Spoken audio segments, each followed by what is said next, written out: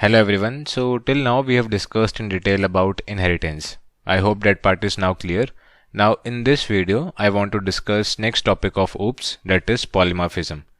So polymorphism means many forms. Okay, so in terms of code we can say polymorphism means where a set of code behave differently in different situation. Okay, so there are two types of polymorphism. So first one is the compile time polymorphism and the second one is runtime polymorphism. So compile time polymorphism means how a set of code will behave, will be decided at the compile time. Okay, and runtime polymorphism, how the set of code will behave will be decided at the runtime. Okay, so in this video our focus is on compile time polymorphism, and in the next video we will cover runtime polymorphism as well. Okay, so compile time polymorphism. So compile time polymorphism can be achieved using two ways. So the first way to achieve compile time polymorphism is function overloading, which we have already studied, and the second way to achieve compile time polymorphism is operator overloading, which we have also studied in OOPS in details. Okay, so what is the meaning of function overloading? So it means that different functions with the same name but the structure will be different. Okay, so we will have many functions. Those functions will have the same name but their structure will be different. Okay, so let's see in code. Okay, so I have this code. So as we can see here, we have many functions with the same name. Test function, test function, test function. All the three functions have the same name, but the number of arguments are different. So if I will call test, then it will call this function because the number of arguments are 0. If I will write test1, then this function will be called, okay, because of the number of arguments. So we are deciding at the compile time which function will be called. Okay, so we are deciding at the compile time which function will be called. That's why we can use function overloading to achieve compile time polymorphism. Okay, so what will happen if I create one more function? Suppose I have these three functions and now I am creating one more function. The return type of the function is void and the function name is same as test. Okay, the function name is test. And we also have a function int test. So among these two functions, only the return type is different. Here the return type is integer and here the return type is void. Everything is same. Okay, same function name and the number of arguments are 0. Okay, we are not receiving any argument. So one thing that I want to tell here is we cannot differentiate between these two functions with the help of return type. Okay, return type, with the help of return type we cannot differentiate between these two functions. Okay, if I will call from the main test, then the compiler will get confused which function to call, this one or this one. Okay, so there will be ambiguity error. Compiler will get confused among these two functions. So these two functions cannot be created in one file. Okay, we cannot differentiate with the help of return type. If we want to differentiate, then with the help of function name, we can differentiate with the help of function name, the number of arguments and the type of arguments, but not with the return type. Okay, now we have already know what is function overloading. Now let's see what is operator overloading. So if you remember, we have discussed about operator overloading in detail in OOPS section only. Okay, so let's take the example of plus operator. Okay, so let's take the example of plus operator. So when I write 2 plus 3, output will be 5. So here plus adds 2 integer. When I write 3.5 plus let's say 1.5, then the output will be 5.0. So plus operator adds 2 doubles here.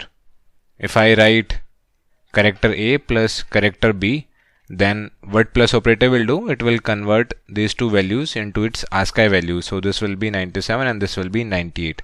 So plus adds 2 characters here. So we have only one operator, which is the plus operator, and plus operator is behaving differently in different situation. Okay, if you remember the complex number class, we have overloaded the plus operator for complex number class. Then if I write C1 plus C2, then here the plus operator is working differently. Okay, so we are deciding at the compile time only that how the operator will work. Okay, so with the help of operator overloading, we can achieve compile time polymorphism. Okay, so I hope these two are very clear. How we are achieving compile time polymorphism? We are deciding at the compile time only that what a set of code will do.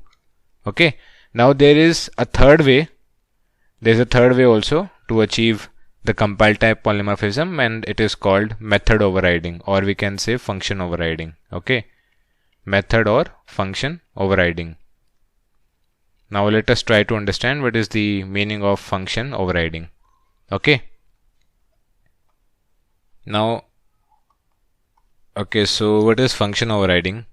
So let's say I have two classes, class A and class B. B inherits class A, and so A is the parent class and parent or base class, and B is the child or derived class.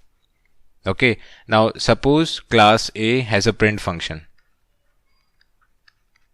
and we have also created a print function inside class B. B also has print function of its own. So what will happen? This print function will override this print function. Okay, now let us understand with the help of code. Okay, so I have this class. So I have a class vehicle and I have a class car. So inside the class vehicle, I have a print function, and inside the car class, so car class, first of all, it inherits from vehicle class, and it is also having a print function. Okay, so what will happen? This print function will override this print function. Now what I want to convey here is, let's say we are creating objects. So I am creating object of vehicle class, and let's say I am also creating the object of car class. Okay, so what will be the order of the constructor call?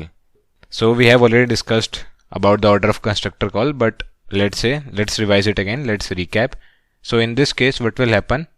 Only the vehicle class constructor will be called, and in this case, first the vehicle class constructor will be called, and then the car class constructor will be called.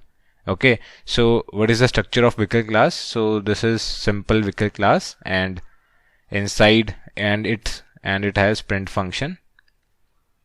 So this is car class, and it has vehicle class, it has print function, and car class also has print function of its own. Okay, so now if I will run this file, what will happen? First of all, vehicle class constructor will be called, and in this case, first vehicle class and then car class constructor. But I have not created any constructor, so we will not be able to see the messages. Okay, now what will happen if I call the print function? So if I write v.print and if I write c.print, then what do you think what will happen? So we already know v.print, it will call the print function of the vehicle class, so the output will be vehicle. And if I call c.print, what will happen? It will call the print function of the car class. Okay, so the output will be car. Okay, so we are deciding at the compile time which function to be called. Okay, I am repeating myself. We are deciding at the compile time only that which function will be called if we have multiple options available to us. So in this case, I have multiple options available to us. I have two print functions. So I am deciding at the compile time only that this print function will be called. Now how I am able to decide at the compile time? Because we can see here, this v, it belongs to vehicle object. This is a vehicle object. So when I write v.print, it will call the print function of the vehicle class. Now here I am writing c.print. Now c is an object of car class.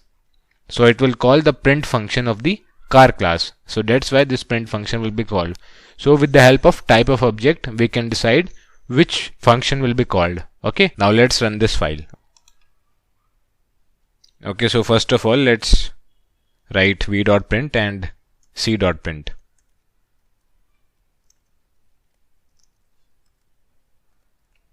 Now let's run this file.